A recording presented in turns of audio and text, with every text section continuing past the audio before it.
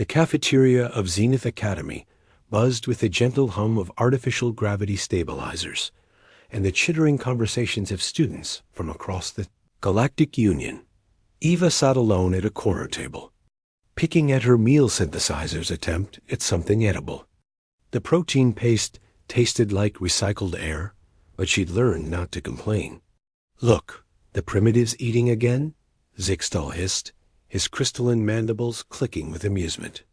The crystallid approached with his usual entourage 3 other students, who found torment entertaining. "Tell me, Eva, do your kind still hunt animals with pointed sticks?" Eva didn't look up. Her knuckles whitened around her fork, but she remained silent. 6 months at the most prestigious academy in the galaxy, and every day brought the same ridicule. "I heard humans come from a Class 12 death world," chirped Vesa, a Quillen whose feathers ruffled with mock fear. "Imagine! Organisms that drink dihydrogen monoxide and breathe corrosive oxygen. Barbaric." "Leave her alone," came a quiet voice. Parker emerged from the crowd, his human features marking him as another outsider. He was one of only 3 humans at Zenith Academy, admitted on scholarship after humanity's recent admission to the Galactic Union. Unlike Eva, Parker came from the orbital colony's civilized space, as most aliens called it. "Oh, another primitive," Zixtal sneered. "How touching. Do you two communicate with grunts?" Parker's jaw clenched, but before he could respond, Eva finally looked up.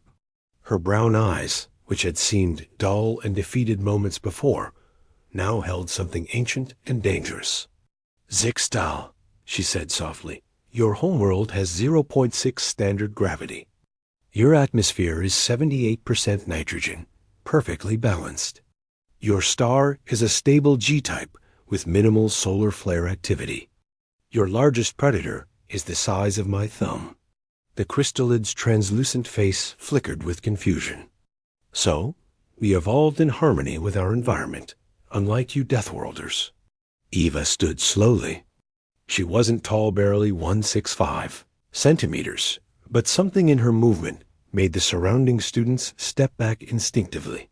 "My planet has 1.0 standard gravity. We have hurricanes that level cities, earthquakes that reshape continents.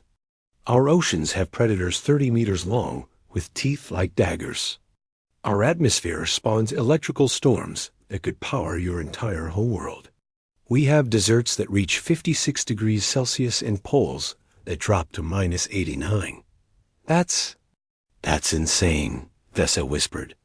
"How does anything survive?"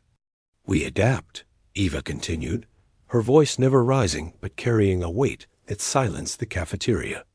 "We evolved alongside creatures that could kill us in seconds. We learned to outsmart pack hunters, to outrun ambush predators, to survive in environments that would kill most species in this room within hours." Zixtal tried to laugh, but it came out as a nervous rattle. "Primitive survival instincts. We have technology now. Your Deathworld origins mean nothing here." Parker smiled grimly. He knew what was coming. He'd heard the stories about Eva, whispered among the human students. She wasn't from the orbital colonies or the terraformed settlements. She was from Earth, proper the whole world itself. "Yesterday in combat training," Eva said, "you scored 340 points in the simulation. Respectable for your species." "I'm ranked 5th in our class," Zixtal boasted, regaining some confidence. "The simulation was set to standard Union threat level," Eva continued. "Gravity at 0.8, atmosphere optimized for crystallid respiration, opponents programmed with predictable attack patterns." She paused. "Would you like to know my score?" The cafeteria had gone completely silent. "The instructors don't publish Deathworlder scores anymore," Parker interjected quietly. "Not after the incident." "What incident?" Vesa asked, despite herself. Ava's expression didn't change.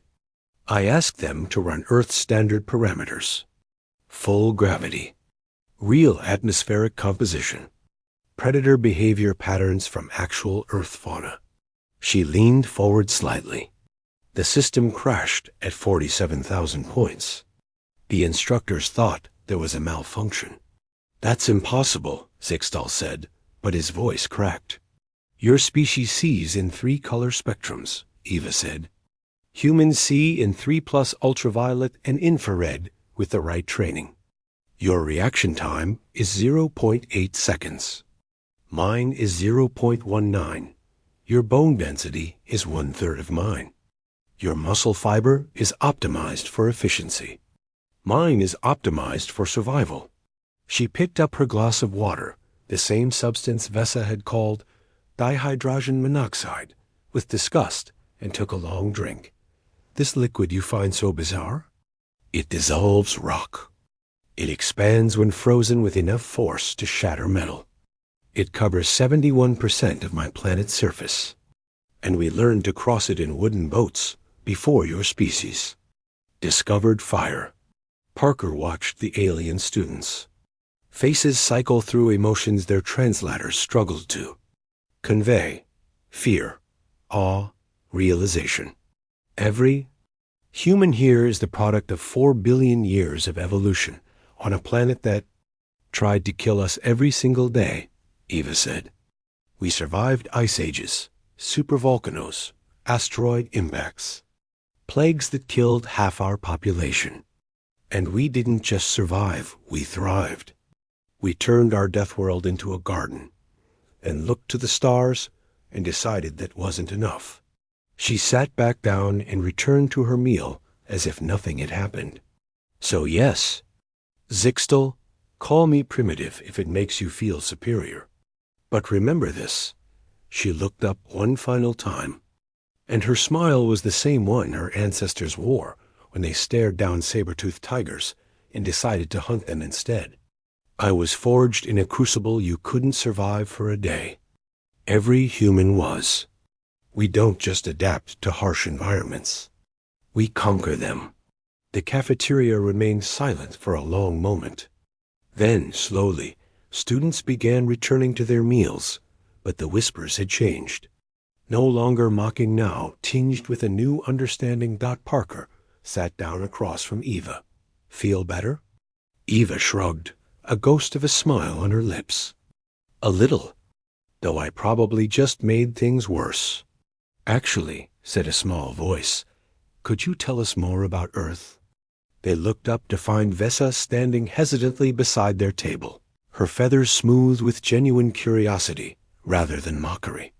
Behind her, several other students had gathered, their expressions no longer hostile but fascinated. Eva glanced at Parker, who nodded encouragingly. Well, Eva began. There's this place called the Amazon rainforest. It has more species in a single tree than exist on most planets. As she spoke, more students drifted closer, drawn by stories of a world so hostile it seemed impossible, and the species crazy enough to call it home. Zixtal slunk away unnoticed, his crystalline form flickering with something that might have been shame. Parker listened to. Eva described monsoons and mountains, predators and prey, the beautiful terror of a death world. And he realized that sometimes the best way to stop a bully wasn't to fight back. It was to simply reveal the truth of who you were. The humans of Earth had earned their place in the galaxy, not despite their origins, but because of them. They were Deathworlders. And they were done apologizing for it.